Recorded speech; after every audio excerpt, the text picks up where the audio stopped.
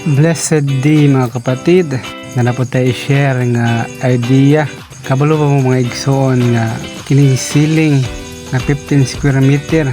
Gamay na kayo nagastong tagiyaan. So guys, kubanin ko ninyo, tanaw na to nga nung gamay na gastong tagiyaan. Okay, let's do it. So wala pa nahuman guys, muna ang dagway sa ilang kisabi o sa ilang balay. Kaya siya nga part guys, sala ni.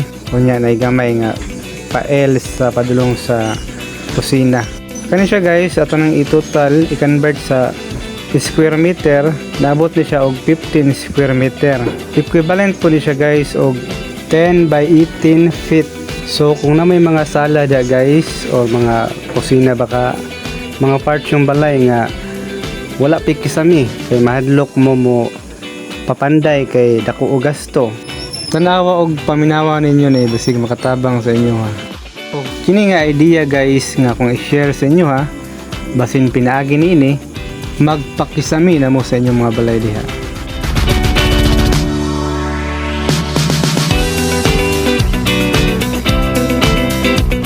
Kining kisamiha guys ni gasto ni og 7 ka plywood og 18 ka 2 by 2 by 10 og 4 ka 2 by 2 by 6 feet og balit 200 nga lansang nga nikabat og 3,300 lang more or less. Unya apil ang traveling naabot og 3,500 more or less.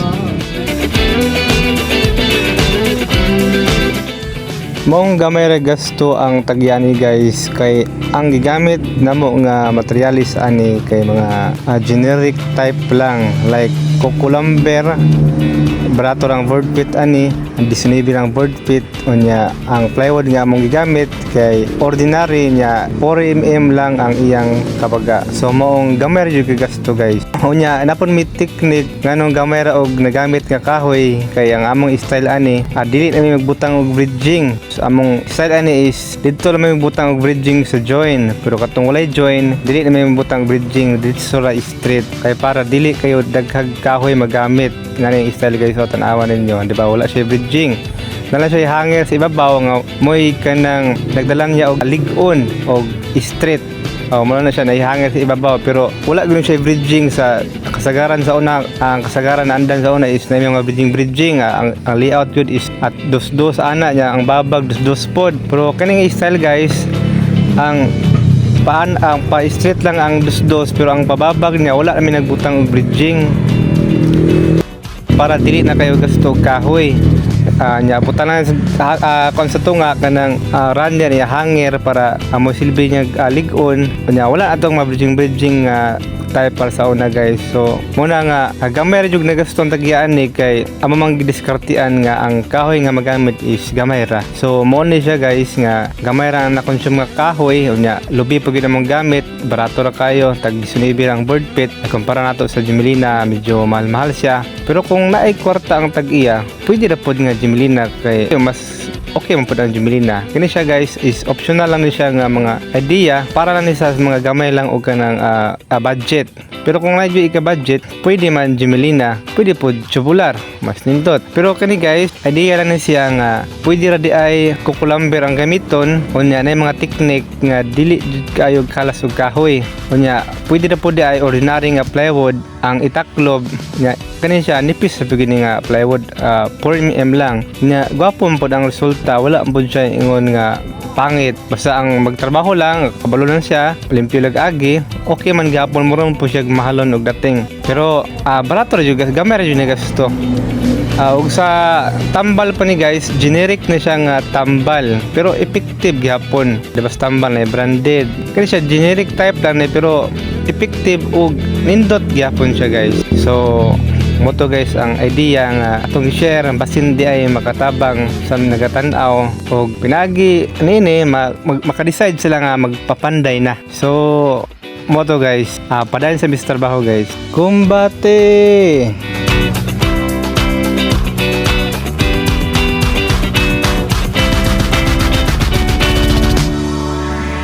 So diri nga part guys kay nami sa pika sa atbang kay ganina didto mo to sa atbang yak sa atbang na siya nya kamera amo nang gibali. So mo po rin among pamagi sa pagcutting sa plywood guys. Among gamit kay grinder lang. Nya cutting disc ang among bala ani katabi tong pang cutting sa bakal. Mura po nang gi-cutting mo sa plywood guys. Dali ra man siya sa gabas. Pwede ka pud gabas pero kay among gamit kaning grinder giblahan mo cutting disc. Kumok naman siya kay nipis sa pud ang plywood guys. Ang isa ini guys kung muhabol lang cutting disc kay tungod kay mosinaw man iyang kanto niya kay sige baid sa plywood mosinaw iyang kanto. Ang isa ani para muhait siya balik imo na siyang i-cut sa bakal para mo gawas tug balik to yung gaspang aron muhait siya balik. Ug pwede na po siya i-cut ug balik sa plywood. Inana lang ang rotation guys. Muhabol i-cut sa bakal nya. Ana lang cut sa bakal na ibalik sa plywood nya kung mahabol i-cut sa bakal. Ana lang style guys. So mo to kumbati na pod.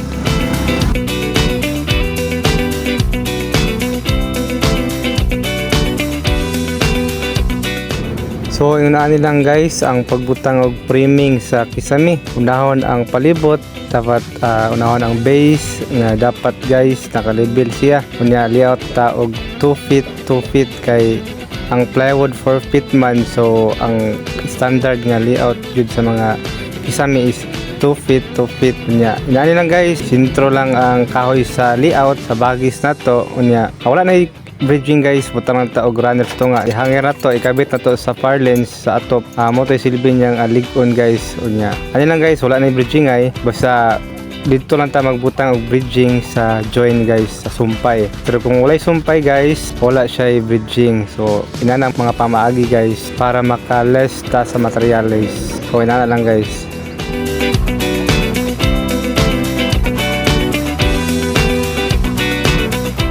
Sa gusto din magpatrabaho guys, pwede mo chat sa kuha, mo PM. Basta di nakilayo sa mong lugar guys, okay ra kayo. Sabutan na to ang mga pamaagi sa labor guys, kung sa mga pamaagi na to niya. So salamat, God bless.